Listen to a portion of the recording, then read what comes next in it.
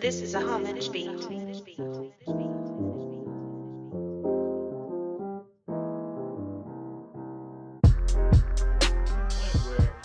she might want to rebel and just do it because you're not gonna be with her 24 hours of the day.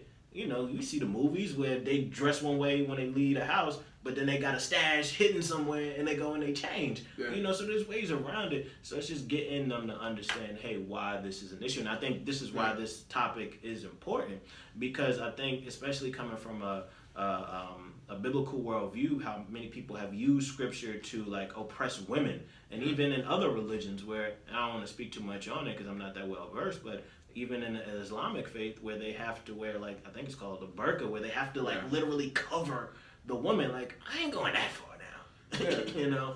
And man, because like even in our conversation, like when we're talking about this, like it's going like straight to what women are wearing. You know what I'm saying? Because we're always looking at it as like trying to make sure women are not showing their bodies in a certain way because like for some reason we're so sexualized that we automatically like see women, sexualize them when we shouldn't be doing it. Like we should, the boys, like we got to think the same way for young men. Like there are things out here like that guys like we need to not be showing underwear. We need to not be doing these different things. But we tend to like when we're talking about dressing and clothes and all that, we generally jump right to the girls. Yeah. Like what is my daughter gonna wear? I'm not really too worried about my son. Yeah. I just throw him on some shorts and a shirt, he'll be alright. But I gotta regulate and gauge what my daughter's gonna do, like make sure her hair's not this way, cause somebody might see it this way, or what clothes, how much skin she's gonna show. So I mean, it really has been used to do that to women, like throughout history. That's a fact, and like, cause like you said with our boys, we just ignore the topic, but what we should be training our boys is how to view a woman. Yeah, how to talk to them, how to treat them, like so they're not the ones that, so like our next generation don't go and be repeating these mistakes that we made. Cause I'm one of the ones that's made that mistake, man. We'll probably talk about it more. I made that. I've been part of that era, like seeing a young lady wearing something. And I'm like part of the crowd, like jumping in, like whoa. So like I'm not helping that. I'm like repeating issues, so we don't repeat these same issues, man. Yeah, because it's like I can feel for a woman because I remember going to like Catholic school. In Catholic school, but that didn't stop. I would say like especially Catholic and private school, those are probably the most sexualized places, and they not dressed inappropriate. In fact, it's almost like a fantasy to see like someone dressed up as that, where it's like it's not the woman's fault. You know, I agree there has to be some kind of discernment. For what a woman wears, but I think so often just throughout history, men have been so heavy-handed, making the woman seem the victim for something that she's wearing, where it's more like if a woman shows her ankle, like the guy's going crazy, you know, it's like, what's going on here? It's like, how should we view women? And I think that's where we drop the ball, where we harp on women so much on what you should wear, instead of saying, hey, how you should view, because even if you have women who dress a certain way, you know, that still doesn't stop a man from viewing her sexually. You know, inappropriately. And it even relates back to what we're even talking about, like with this worldview, like of like a biblical worldview versus like just the evolutionary worldview. It's like when you have your own standard set versus like in the biblical worldview, we have like a set standard of what God says we are, that we're created all in His image. We start to think differently. You know what I'm saying? We start to not view women as equal to men, like like we see them as like lower tier, so we're gonna look down and tell them what to do and what they need to do, how they need to be regulated. When in the same way, we should be looking to God, see how He wants us to regulate, instead of concerning ourselves so much about how they're showing themselves and how they're looking. We don't even see the stick in our own eye with things that we're doing, how we're talking to them, how we're treating them. The fact that what we said out of our mouths made them feel insecure and made them feel like they may need to do this or that. And we're not looking at the way we wear our clothes could be seen as inappropriate or something. So and like I said, again, it just shows how shallow we are as men, where it's like when we see a woman, we just view her for her physique. It's like we don't really care about her intellect, her character, any of those things, just how she look. You know, and it's something that we've got to train ourselves, and you know, and just like you said, starting with she has worth and value. She's made in the image of God. Because it's like we see our wives, we see our mothers, we see, you know, our daughters, where we wouldn't want nobody to sexualize them. But how often have we done that? Exactly. You know, to somebody else's mother, daughter, a wife, and it's like it's one of those things where we got to be real with ourselves. You know, so like I said, I wanted to make sure we touched on it, and I I hate the fact that it's two men talking about this. I would have loved to have a woman, but like I said, we trying to have it, as much grace. So any women listening, if you need to check us, please do. But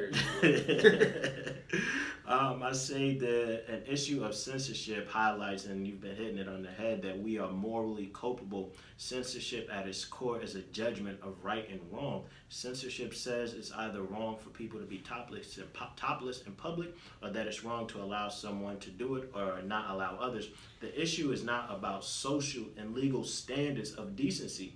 It's about who determines the standard. Is one to believe people walked around naked until someone had the bright idea to put clothes on. And I just want to clarify that point. Again, if we come from an evolutionary worldview, we're nothing more than an animal. So animals walk around technically naked. They're not clothed per se. And if we're nothing more than an animal, there was a point in time where man just walked around naked. At what point did that change? Right. Did we say, oh, let me put some clothes on? Like, why all of a sudden did that happen?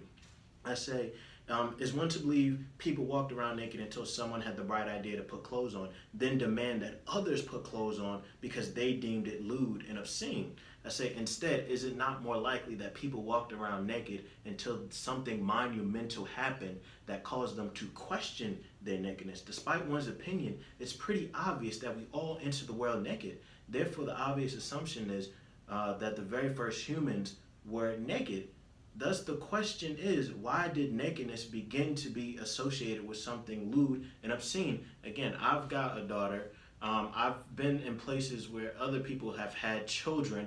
I remember one time at the last church we was in, we had like a community group, and they had little children. And the little boy, he would just take off his clothes and just run around the house. And we would all laugh and think it's so funny. And it's like, there's a point in time where the child has innocence. Yeah. Where if a grown person did that, we'd be like, you're bugging out. But at what point from that child to, say, oh, it's kind of cool even though you want to clothe the kid, but we don't look at it as, like the kid is bugging. We just look at it as a kid, just being a kid, to where it's like, you can't do that no more. Yeah. Like at 5 or however old, you better not be doing that no more. Yeah. So what caused that disconnect? And so I say naturally men were born naked, yet something occurred to make it be unnatural. I say no scientific or social explanation can be given to explain what occurred. I say, however, the Bible explains exactly what happened. I say scripture details that when God created both man and woman, he created them naked. The account specifically says they were what? Both naked and unashamed.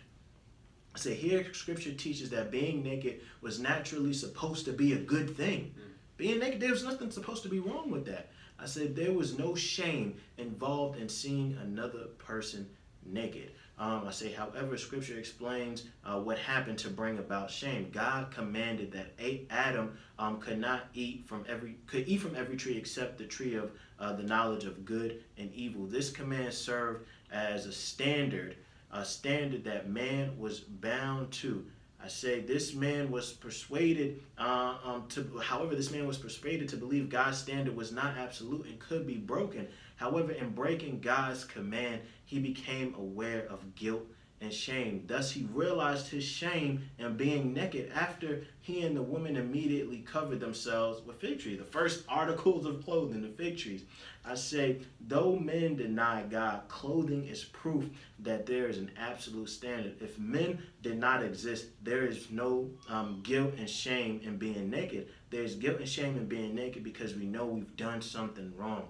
Being naked is symbolic of guilt and shame we feel when we have done something wrong. And I just wanted your thoughts on that comment because, again, just trying to think from an evolutionary and atheistic perspective. If there's no God, then you don't have to feel any guilt or shame about being naked. Because there's ultimately no one who's going to hold you accountable, And so just because like sometimes I think when I'm reading it, is that too much of a reach? Or would you agree that, hey, if I don't, because I think the example that I gave before was essentially if there's no God, I become a standard to myself. Yeah. And if I'm the standard, then I can deem whatever actions that I do are right. I'll give you a prime example. The Bible speaks on fornication. most people you tell don't have sex before marriage look at you like you're crazy because most people do it and they justify their reason for doing it. Oh, I love the person. But you're not in a committed relationship. God says sex is between a husband and a wife. Yeah. That's what he says. But if I don't look to scripture, I create my own standard. Yeah. But the thing is, even those who don't believe in a God still have a sense of guilt and shame. You know, so what are your thoughts on that, man? Just like if I eliminate God, then should I ever feel guilt or shame?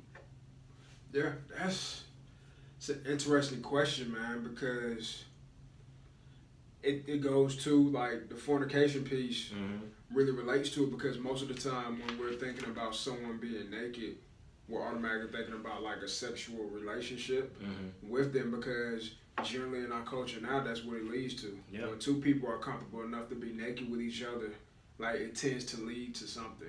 Yeah. You know what I'm saying? And then we got TV shows where people are like doing dating naked and all these things, and it's like, are they wrong for doing that?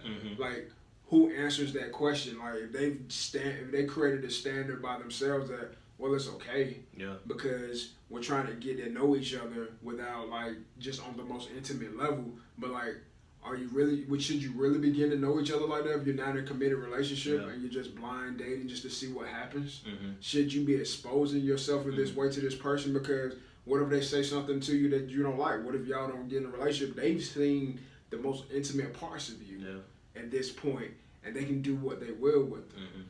So man, it's a difficult question to answer when you come from the viewpoint that I have a standard that I know I gotta live by.